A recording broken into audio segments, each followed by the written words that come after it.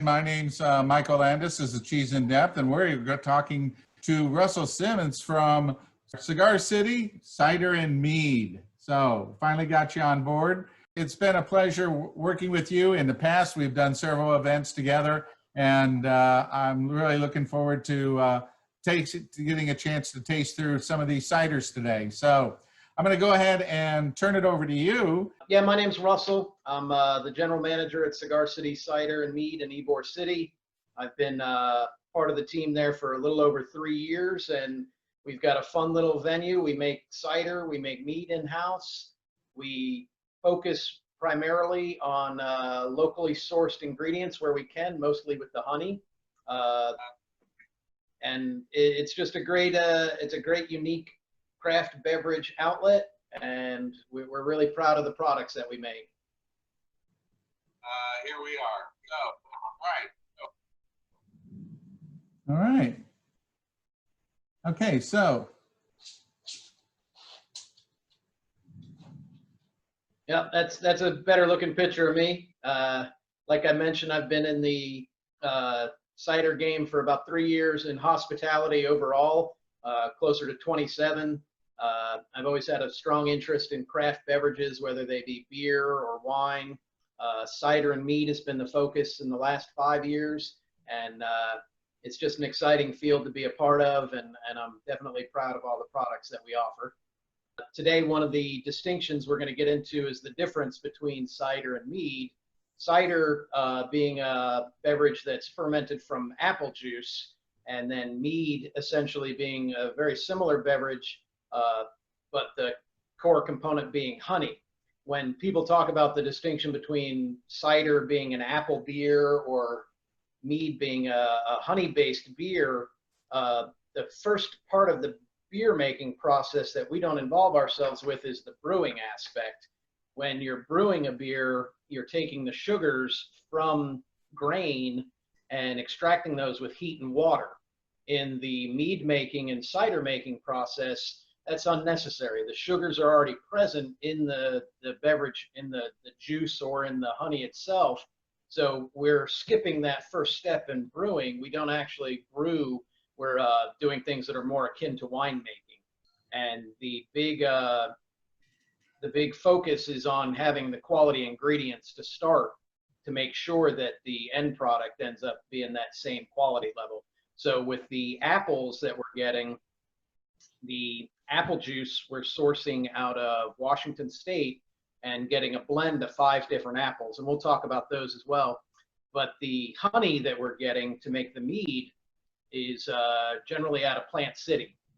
We'll deal with a local beekeeper, and that's where we source all our honey from, whether it's orange blossom or wildflower. Generally, we'll even get some specialty type honeys from the same beekeeper, depending on what type of mead we want the final product to be. Here you see listed the blend of 5 different apple varietals that we do use for making the cider. Honeycrisp, Gala, Macintosh, Winesap, and Granny Smith. And our cider maker, Jared Gilbert, he decided on this blend because it's the way with the producer, with the grower, we can vary the amounts of different types of juice to try to keep a consistent product year in, year out. That way we are always offering that same end product. If one year the Honeycrisp are a little sweet, the Granny Smith is a little tart, then we can switch it over and adjust that blend. We can change the acidity, but that group of 5 different distinct apple styles, those are what allow us to maintain a consistent product. But I am going to go ahead and pour myself some of the cherry Cyser here, and that's what we're going to start with.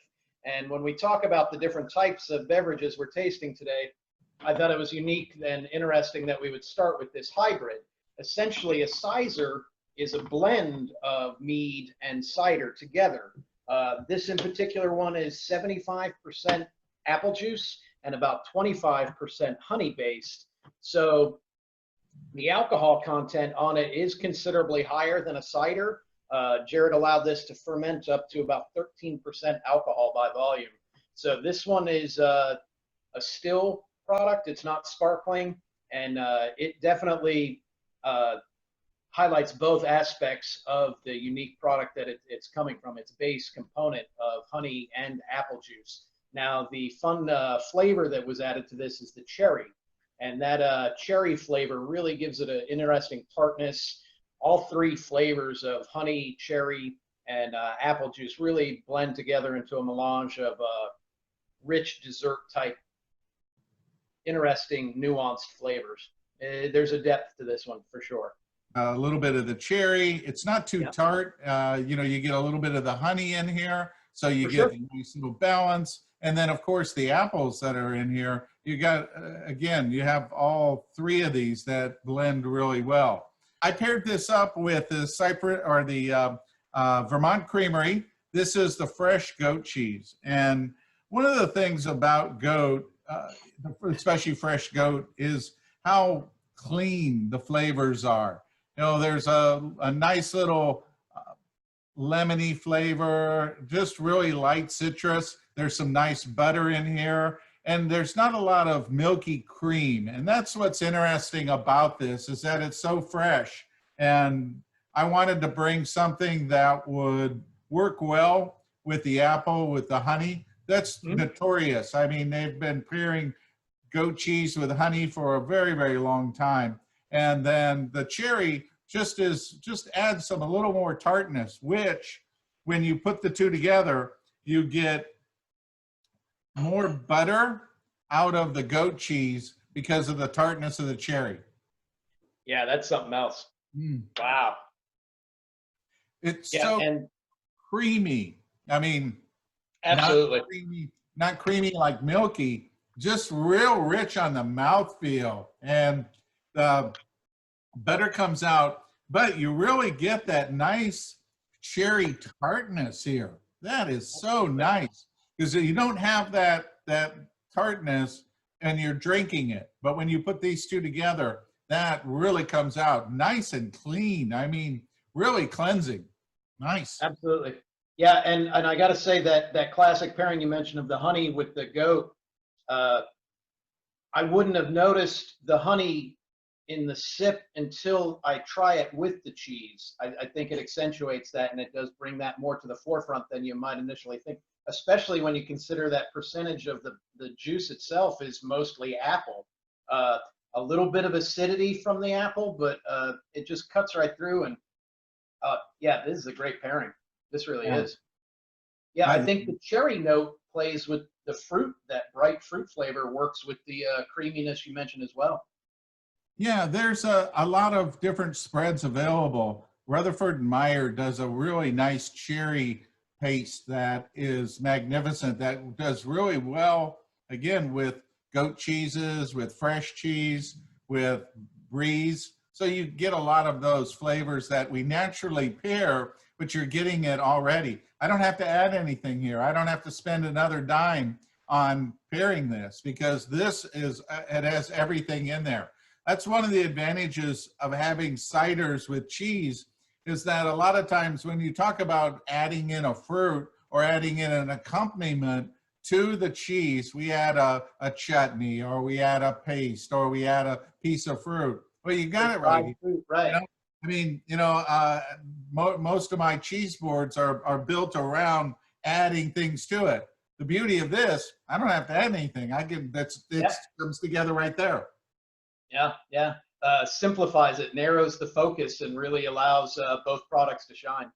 Yeah. Yeah, and you know what? Another thing I'm noticing about the cheese is just that fresh element that you mentioned. It makes a distinct difference than having any kind of age on it.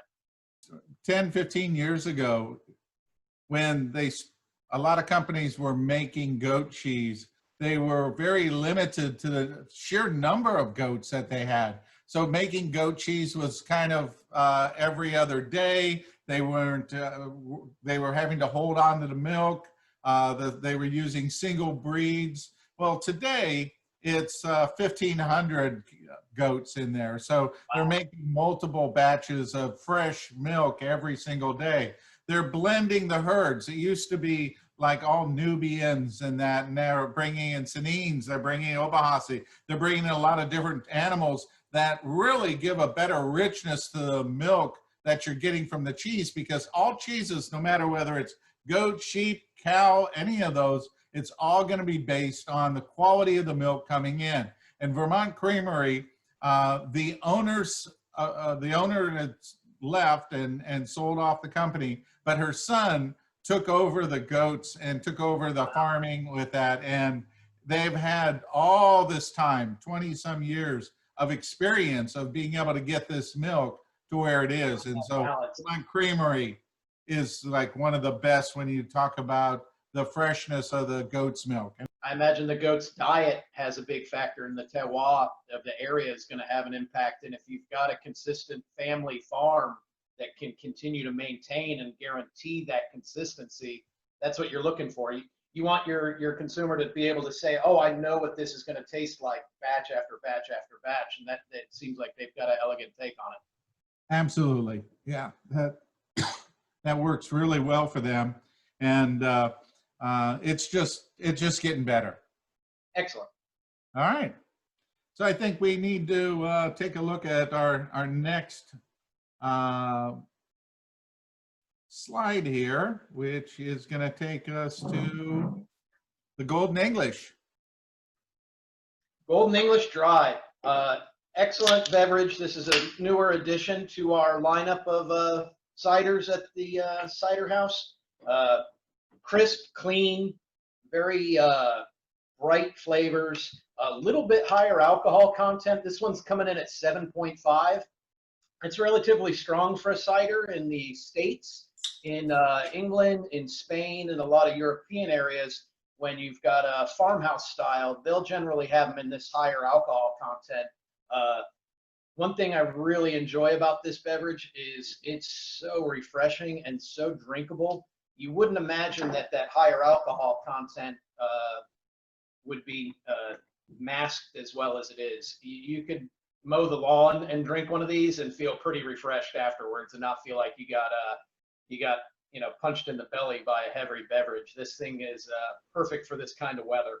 And it's been hot enough out, and I find that having a nice dry, crisp cider is super refreshing and just a great beverage for this time of year. Makes this a little different than some of the other ciders is the yeast strain. Jared used a different style of yeast, and that has an impact on the overall flavor and overall finish of the beverage as well. Yeah, and this one was fun. The initials GED, Golden English Dry Cider. The owner of the company thought it was fun that it was the abbreviation GED, as if you were getting your general education diploma. So we incorporated some of that imagery in there. So yeah, if you're having your GED, it's a little bit of a celebration. Yeah. Just imagine English dry ciders to be a little tart, very cleansing. It's a little astringent in a good way, where Right. This isn't sweet or has a lot of sugary balance to it. It's really crisp. It's like biting into a Granny Smith apple. Absolutely. It's got a nice flavor to it. I'll say the finish too, the way it finishes, it's so clean. And when we say dry, I don't have that residual lingering, cloying, sweet flavor hanging around. It just drops straight off your palate. And I really enjoy that sensation. It is like biting into an apple. It is. Absolutely. Yeah. So I paired this up with the Cypress Grove Chevre. This is their Humboldt Fog. And, so we had the East Coast, Vermont, and now we have the West Coast, the Cypress Grove. And so they basically have started about the same time. The difference is with Mary Keene. Mary Keene didn't mean to start off making goat cheese. She was on a trek to be able to get more natural foods. Her and her husband at the time had moved up to Humboldt County. They literally built a log cabin, cutting down the trees, dragging them out of the woods with horses, and was building up a natural farm and a lot of fresh vegetables and that. And so she was looking for a good source of milk, which would come from goat's milk. And there was a farm near her and that had some cattle, and they also had a couple goats. So she went over to the farm to ask whether or not they would be willing to sell her some of the goat's milk. And the farmer said, "Lady, if you can catch them, you can have them." And so she did, took them home, and one thing led to another. She had 2 goats, then she had 4 goats, she had 6, then 12, then 20. So pretty soon it just became, she had so much that she started making cheese. And she's not a person that knew how to make cheese. She just started making cheese and created these. And so when you talk about American originals, this is where you go because this is something that she didn't pull this out of a book. She didn't, you know, there was directions, of course, but a lot of this was trial and error making this cheese. And so this is a magnificent cheese. It's got a line of vegetable ash in the center. You know, it doesn't look purely white, and that's a good thing. You know, when you buy a cheese that's especially a bloomy rind that's pure white, a lot of times it's going to be so fresh that it hasn't had time for some aging. And it really gets better as it ages. The butterfat on here, you can see the line of butterfat is richer through that. So this is really a magnificent piece of cheese. And being that it's a bloomy rind, it has more butter to it. So what the cider's job is the cider's job is to help take away some of the tanginess with their tang that it has and bring out more of the rich butter flavors. And the buttery flavor here is going to bring out the apple. Absolutely. And I got to say, this in particular cheese maker, I've always enjoyed their product. I lived in San Francisco for a number of years, and back in early 2000s, remember finding their cheese in some real small artisan shops. There was a farmer's market in the Embarcadero, and I just thought it was neat to be able to have a cheese that was so locally sourced. It's just part of the culture out there. And so I've been familiar with these folks for a number of years, and Cowgirl Creamery as well, another one favorite of mine. But yeah, this is an outstanding cheese. And when I saw this on the list, I knew I'm going to have a good time with it. I've always enjoyed their products. The pairing, it's spot on.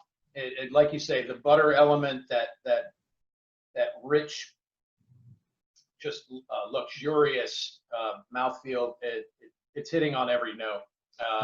I enjoy the appearance as well, that ash rind going through it. It has that artisan quality to it. It looks, it shows its hands-on approach.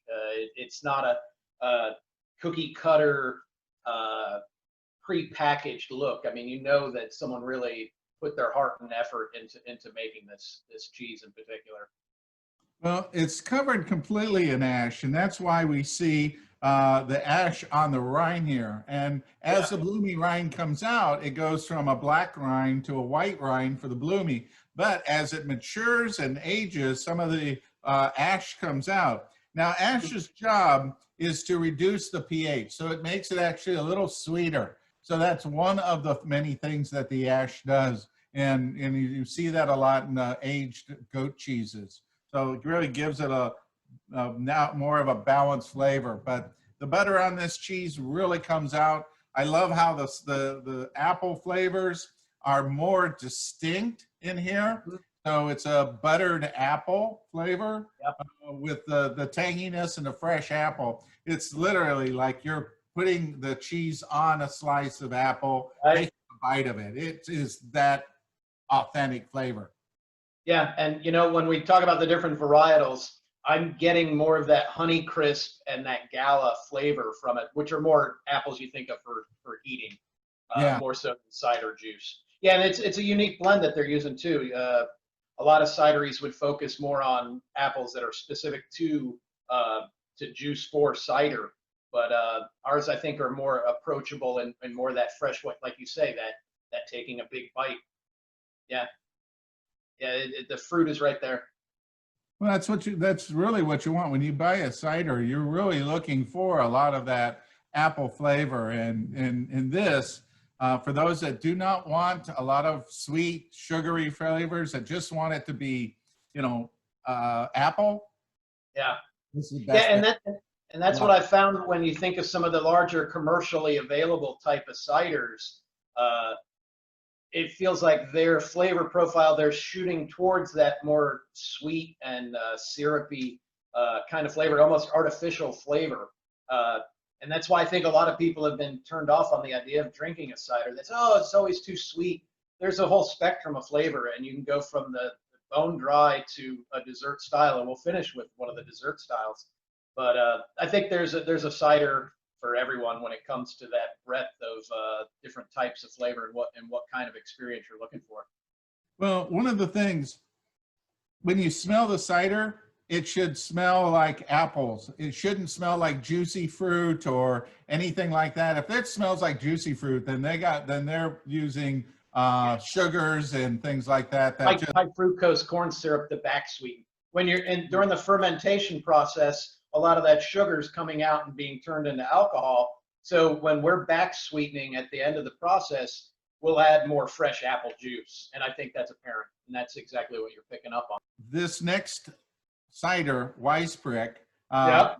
I have kind of like a funny thing is that when I posted it up, I got censored. It wouldn't let me post with prick in there. So interesting.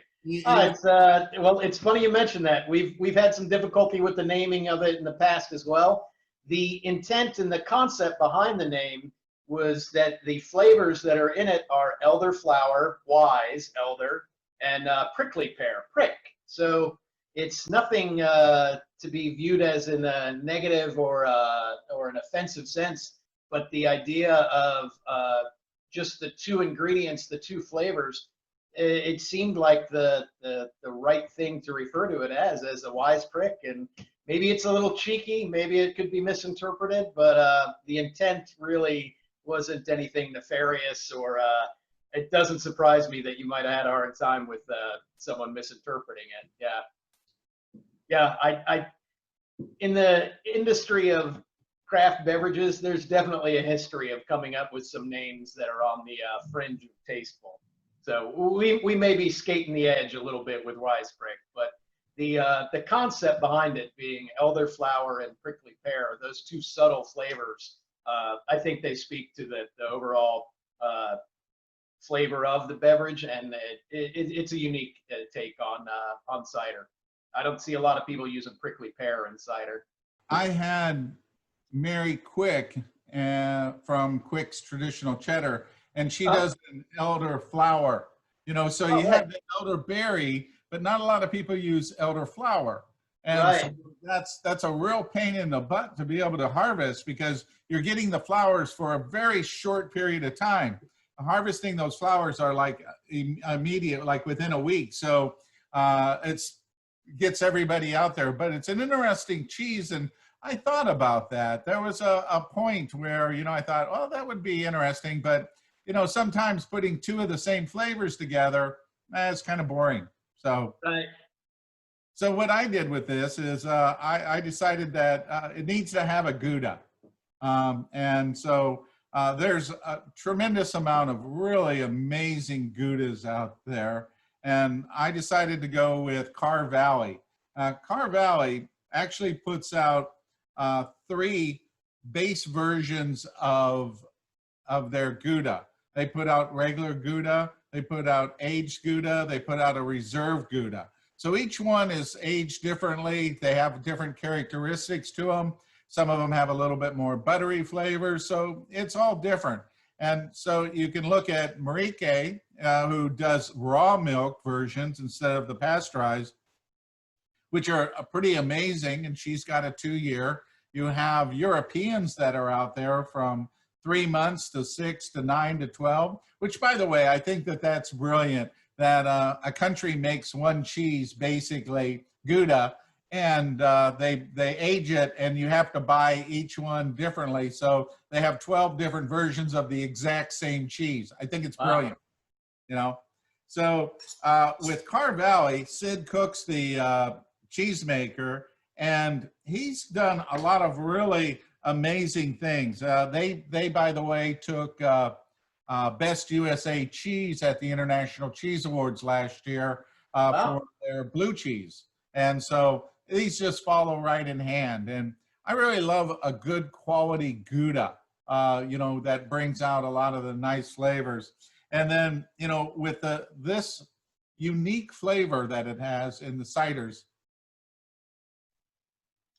There's a lot of complexity in this Gouda. Yes. Yeah. And, this is like a honey graham. Hmm. It's like a graham cracker with honey, Yeah. the flavor. And so what I didn't want to do was have something that would be too tart, because tart against sweeter will make it even more sweet. We don't want that. So we want to bring in some sweet, which is going to balance out some of the honey graham flavor. Hmm. Yeah, this is a neat pairing. I'm enjoying this. I wouldn't have expected to put these two together. Yeah, there's a underlining butterscotch that comes with this. So it's really apple butterscotch. It's almost, a little baked butterscotch. There's a little richness in here, and the butter is definitely a cooked butter. This is, I would say that this is something that you could do as just easily in the afternoon. It's not a heavy, it's not overwhelming, but you could also use this as a very light dessert. Yeah, for sure. A little bit of almond kind of nuttiness in the cheese as well. Yes. Yeah. Especially when you get it from here, you really pick that up, and it's almost like a little bit of toasted almond that comes across, which For is sure. really magnificent. Again, not having to put a spread or having to put anything with it. You're serving a cheese board with just the cider and the cheese, and you're getting all those additional flavors that you would expect from putting together a massive cheese plate. Right, right. And you know what? With the cider, I'm picking up more of the sweetness from the prickly pear that I think this is a cider I generally drink at home alone, just if I'm just having a cider. This is one this or the Golden English Dry, and I'm getting a sweeter component to it than I normally would, and I think it's that pairing of the cheese with it. It's heightening some of that prickly pear, almost agave type light sweet. And one thing I'll say about the peach, for my own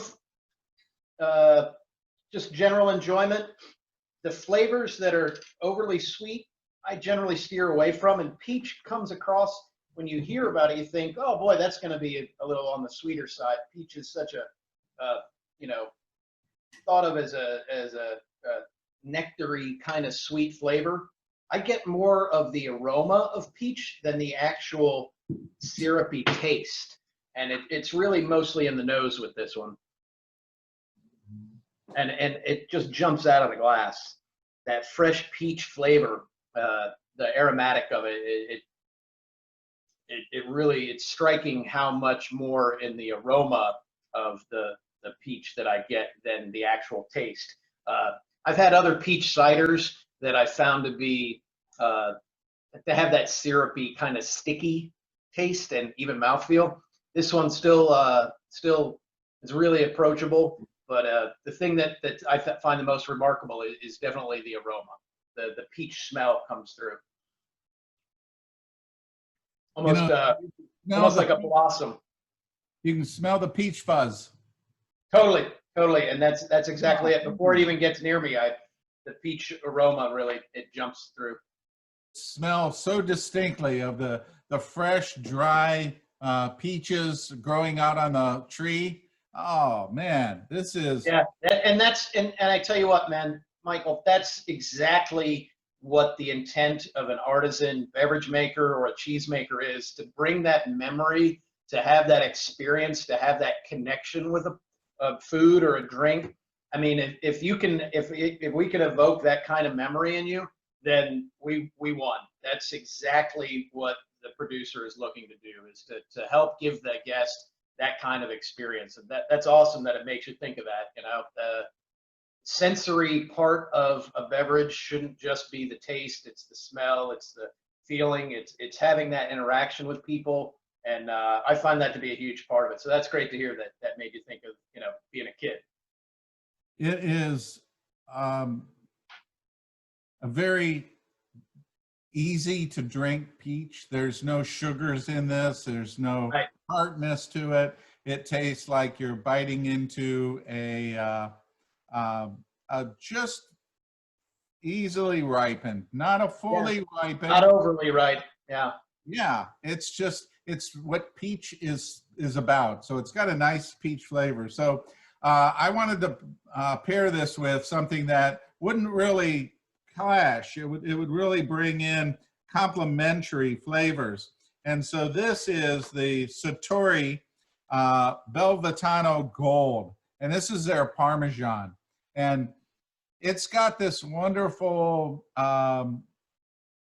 really buttery flavor. It has some nuttiness to it, but it's very, very mild in that respect. But this butter that it has is really exceptional. So what I wanted to do with the peach here is I really wanted to blend the butter and the peach together. There's a little bit of saltiness. This saltiness is going to bring the sweetness up just a little bit, and that's what I think that makes this Parmesan work so well. Well, that's wonderful. And like you said, that tiny amount of salt, that brininess, it just heightens the flavor. So you're looking for something that you want to do in the afternoon before dinner or a little early snack. This is magnificent. This is something you can sit out, not quite like in the summer of Tampa, but the cool evening, this would be magnificent to be able to sit with friends and to sip this cider with some this Parmesan. Now Sartori, well into Parmesan making. As a matter of fact, they've been making Parmesan since the mid 1930s. They have 4 generations of cheesemakers, and this is their thing. They make some of the best Parmesan, well-awarded Parmesan.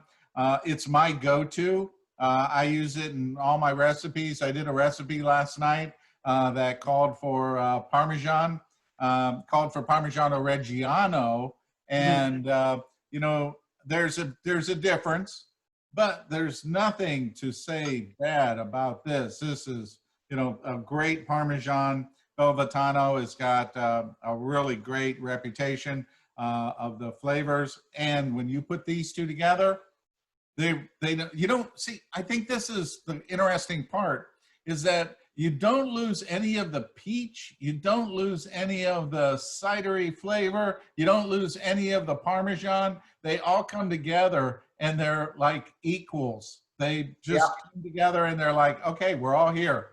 And going back to the flavor of the peach, one thing I find interesting is it doesn't taste like fake peach. Like, it doesn't taste of peach candy. Like, sometimes you'll get those artificial flavors that artificial banana flavor tastes like artificial banana.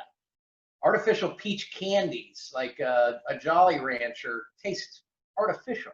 Right. This, because I'm getting so much more of the aroma, like you mentioned, it tastes like a just ripened peach more so than that fake flavor.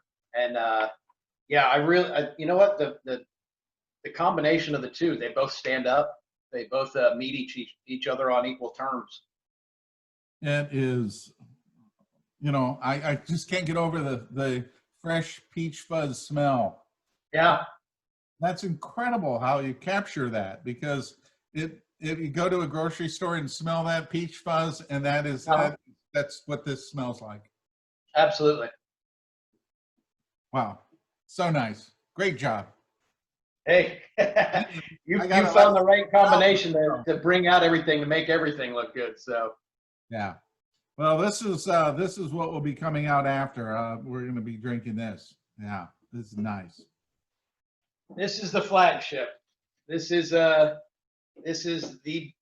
brand that we are built on. Homemade apple pie. If you've had Cigar City cider at a local restaurant or a bar in the past 5 years, there's a good chance this is the one that you got a chance to enjoy. When we say homemade apple pie, we're not just talking about cinnamon and vanilla. We're talking about the whole darn pie. You couldn't explain this any better than to say we took an apple pie dessert that was freshly baked, made it into a beverage, chilled it down, carbonated it, and put it in a can for you. And it's just as simple as that. Once you've tasted this for the first time, you'll be remarkably taken aback by the fact that you can taste the graham cracker buttery crust.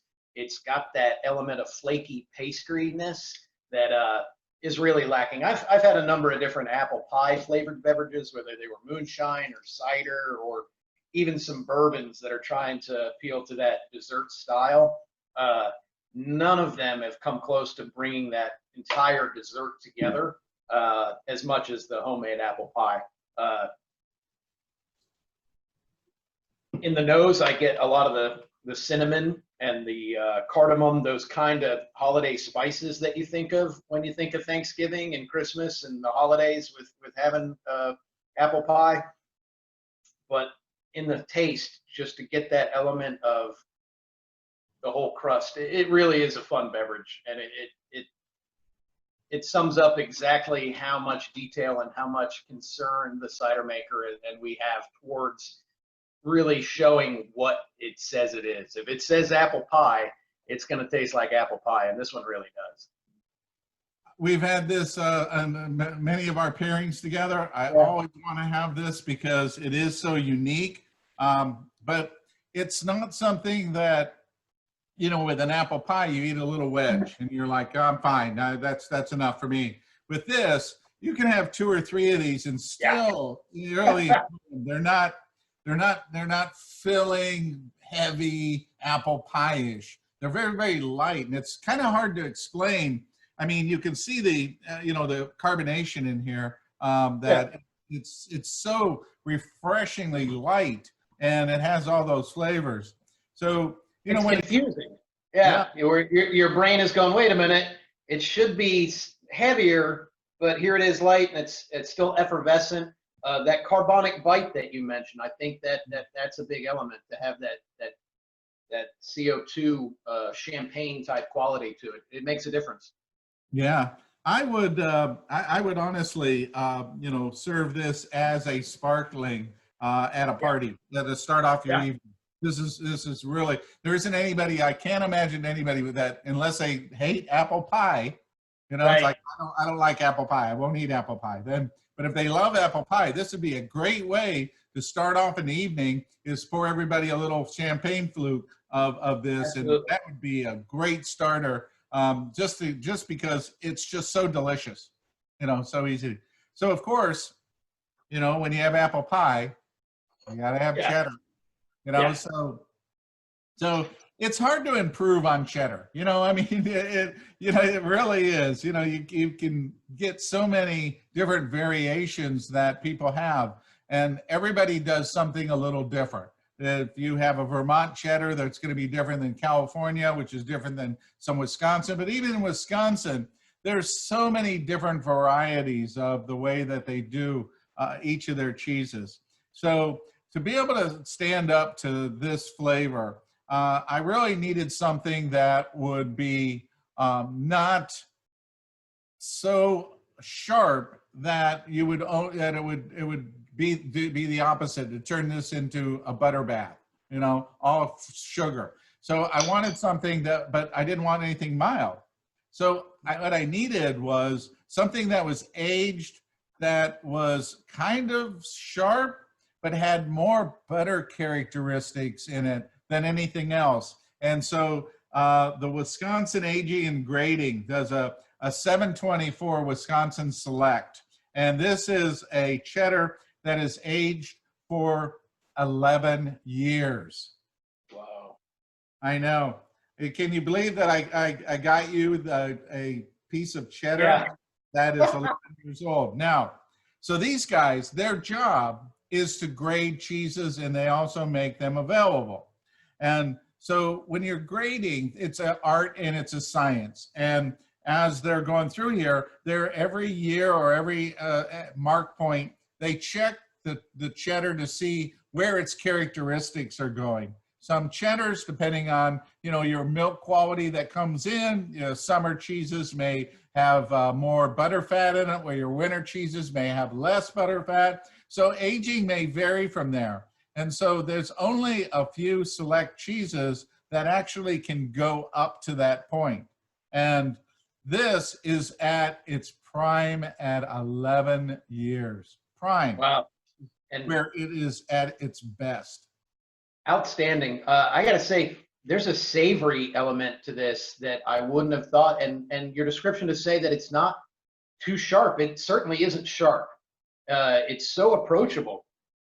And again, there's a layer of flavor to this, to where it's not a one-note pony. I do get more of that butter is the prominent, but there's definitely more than one trick going on in this one. And maybe the aging probably speaks to that. I imagine that's got to be one of the elements that helps make it as complex as it is. You have kind of like a nutty maple that comes across, that it's maybe a little hazelnut that comes across here that works so beautifully with the apple pie. It just adds in a nutty complexity to it. But again, this isn't heavy. It's not syrupy. It's light. It's fresh. Again, you can enjoy this at any time because it's so nice. Yeah. And again, it's a no-brainer classic concept. Cheddar cheese, apple pie. That's how a lot of places are going to serve that traditional home-style dessert, and it does kick it up a notch. It takes it to a whole nother level. Having these two together, that's elegant. It's finding the right cheddar, though. Yeah. And that's a thing. If it had that extra sharpness, it'd be too much. Right. And if it was mild, it'd get run over by the flavors. You wouldn't even know you were enjoying it. The apple pie, the spices in the apple pie would dominate it. And to find that sweet spot right in between. Well done. I did a couple classes, and of course with the CBS Great Day Live here in Tampa, about changing your cheese to change your recipe. And this is a good example that you could get this cider and get 3 or 4 different cheddars, and you're going to get 3 or 4 different flavor characteristics out of the cider, because it's all going to react. So, when somebody says, I tried the cheddar with this and I didn't like it. Well, what cheddar? Right. It's like we're going to be coming up to blue and somebody says, well, I tried blue and I didn't like it. That's like going into the produce department and saying, I ate a vegetable and I didn't like it. Well, they're not the same. Either are the cheddars, either are the blues. The cheeses are as unique as the manufacturer, as the artist that creates them, and cheesemakers are that. But cheesemakers, when people talk about terroir with wine, it's exactly the same with cheese. Tomorrow I have David Gremmels on, and we're going to taste a 4-year-old Rogue River Blue, a 4-year-old blue cheese. Now, this cheese is all about Rogue Valley. It tastes like Rogue Valley. It's the quintessential flavors that you get out of the milk, the grasses, everything about that. And so when you talk about the cheeses, you're getting from these guys those essential flavors, and that's why they're all different. So trying to say that a cheddar works with this, absolutely. Yeah. Is it going to be great? That's going to depend on Depends you. on the cheddar. Yeah, because again, pairings are like love. It's in the eye of the beholder. Right. I can really love a tangy one, and somebody's going to say it's too tangy. Yeah, I like spicy. And I'll say this as well: people's palates mature through the course of their life. I've found that the older I get, the flavors that are a little bolder, I appreciate more. And your palate changes throughout time. You're going to find an appreciation for things. And to say, oh, I don't like blue or I don't like this, give yourself the chance, give yourself the opportunity to revisit some things because you may have changed your mind. You may have found a different appreciation for something you might not have in the past. Having that open mind. Absolutely. And that's the fun part about pairings, Yeah. being able to explore and find different things. So I am looking forward to this next one. I have not had the chance, I believe, to have this mead with you. Yeah, this mead, and it's funny you were talking about the Rogue Valley. When you've got an artisan that's making a product that he's trying to showcase his hometown, his home area, when a producer is really trying to share that experience with the world, that's their stage and that's their chance to say, hey, man, this is what we're like here. In Florida, when we talked about the impact of having that sensory memory, I can remember driving past orange groves in when the blossoms were just really coming to fruition, and the whole area through a lot of South Tampa, you couldn't help but really just breathe in that orange blossom aroma. And this is one of those products that really speaks to the local area. It's really special to have that smell and that connection with a memory. Orange blossoms, just so fragrant, almost a jasmine type quality. And this mead really showcases that. And it's a perfect segue into what you're saying, to be able to say, this is from our area, this is what represents our hometown, our culture, our heritage.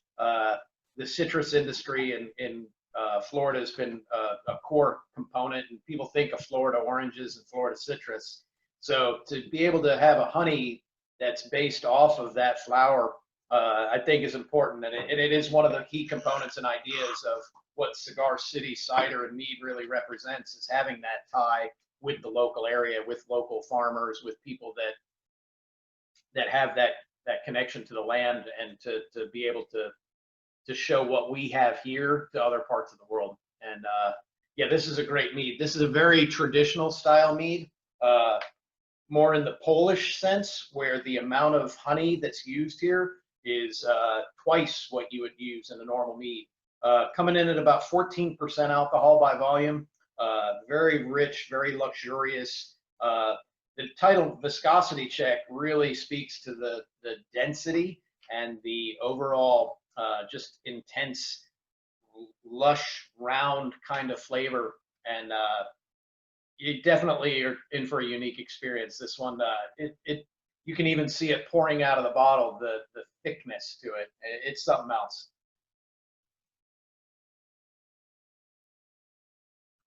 Yeah, almost like honey dripping out of the bottle. I was going to say that, this is something that you could drizzle on. Oh, absolutely.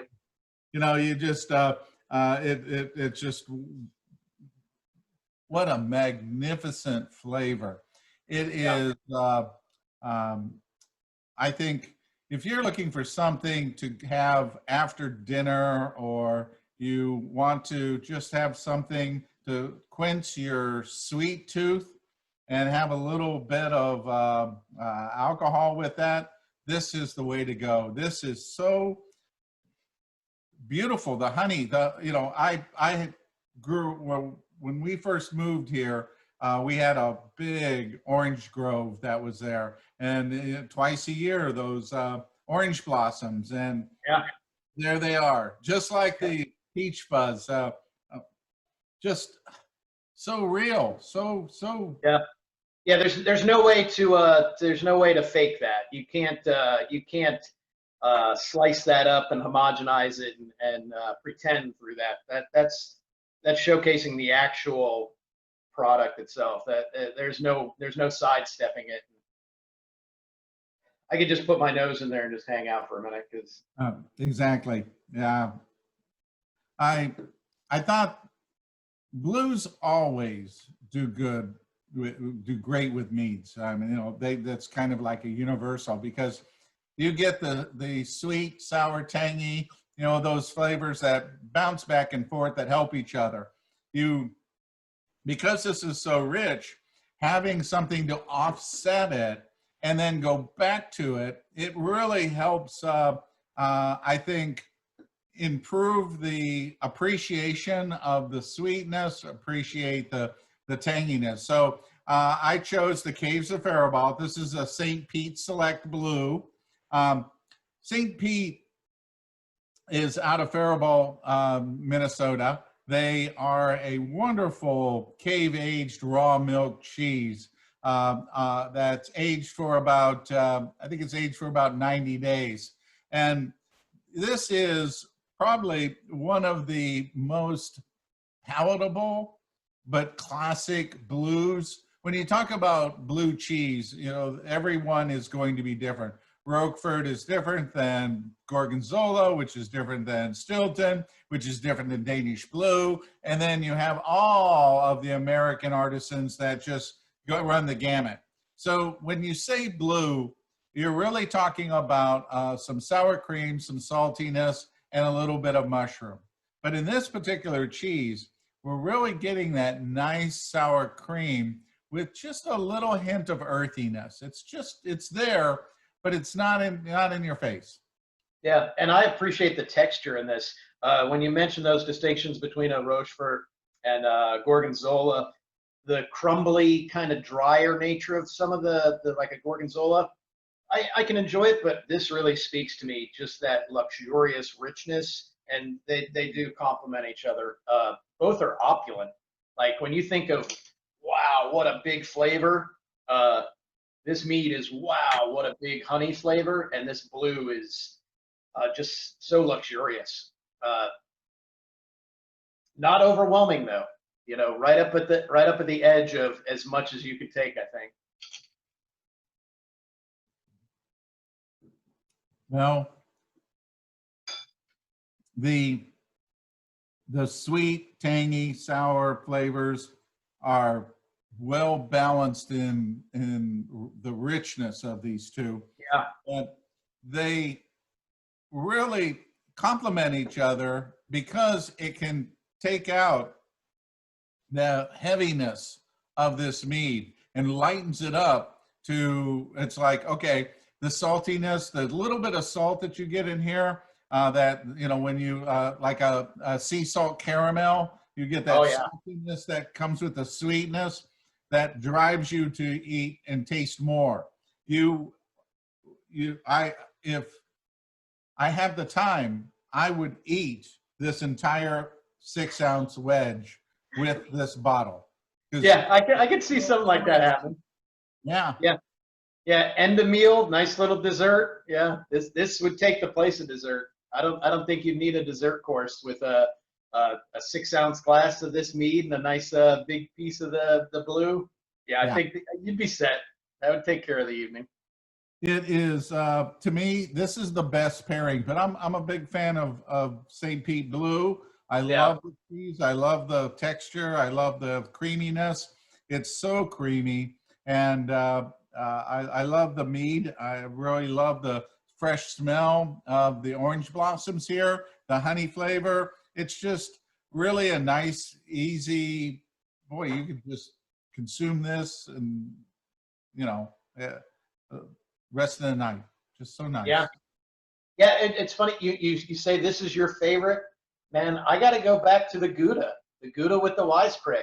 And I say that because they were so distinct. Yes. And just worked together well. I knew this would work. Just like you said, the honey, the blue, like, you know, that's going to happen. But the one that jumped out at me is the big surprise from today that really just that went on a level that agreed with my palate the most. I'd say was the Gouda with the wisecrack. Yeah. Yeah.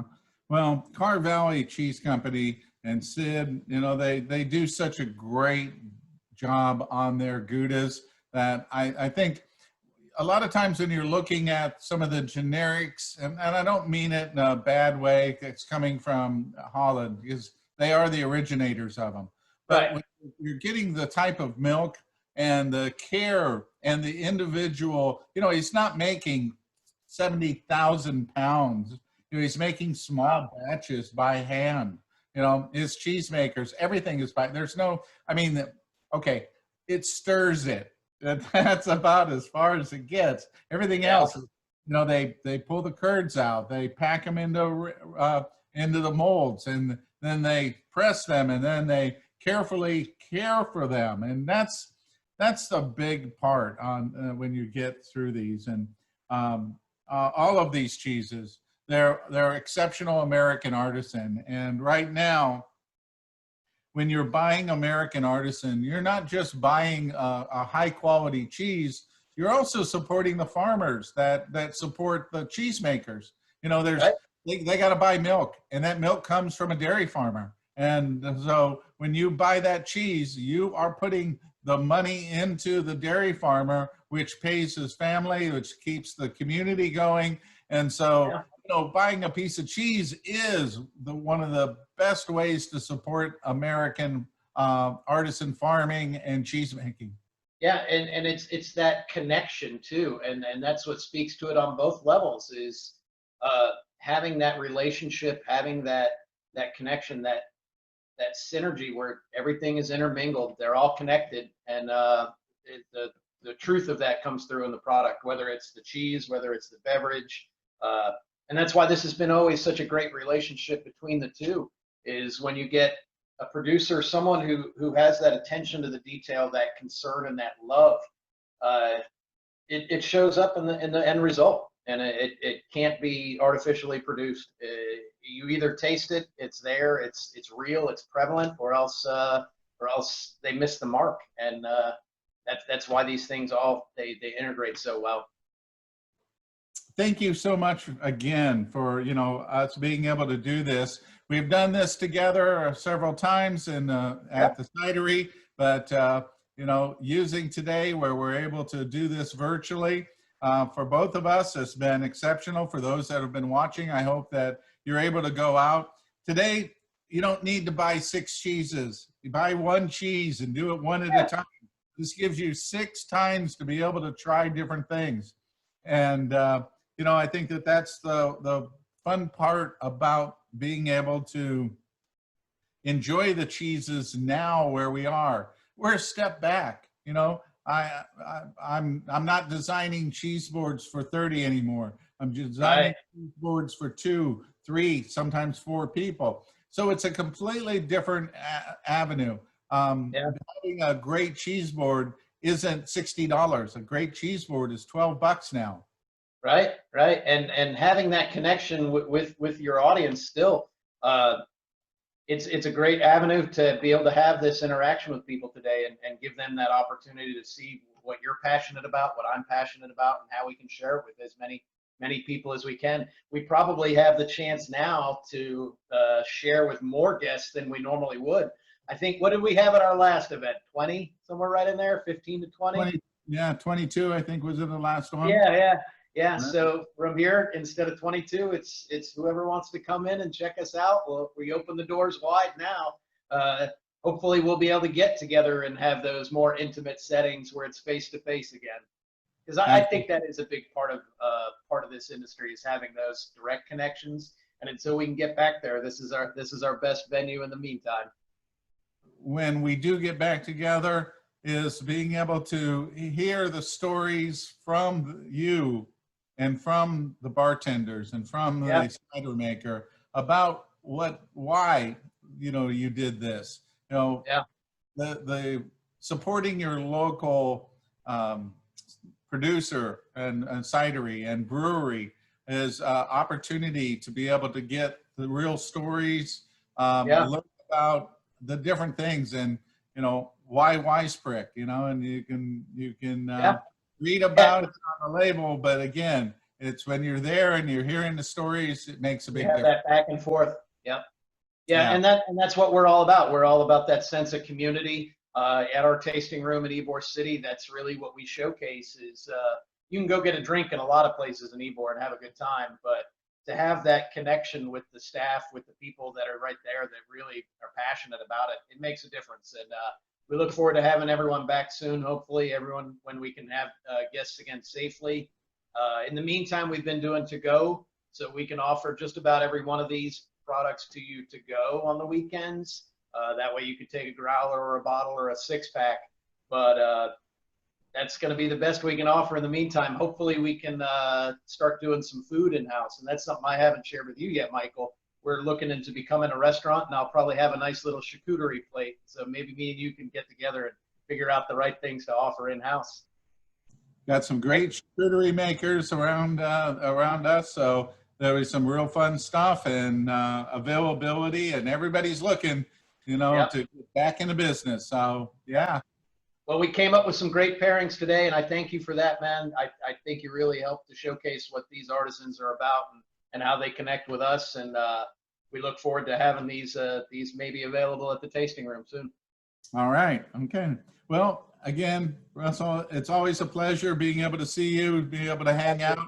This is a lot of fun. I'm glad we got a chance to be able to do this.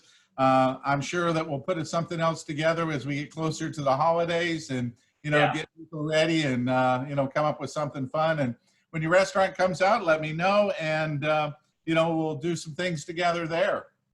Absolutely.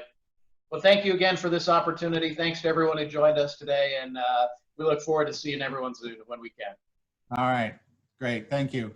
And this will be on the YouTube channel, Michael Landis Cheese, probably the next day or so.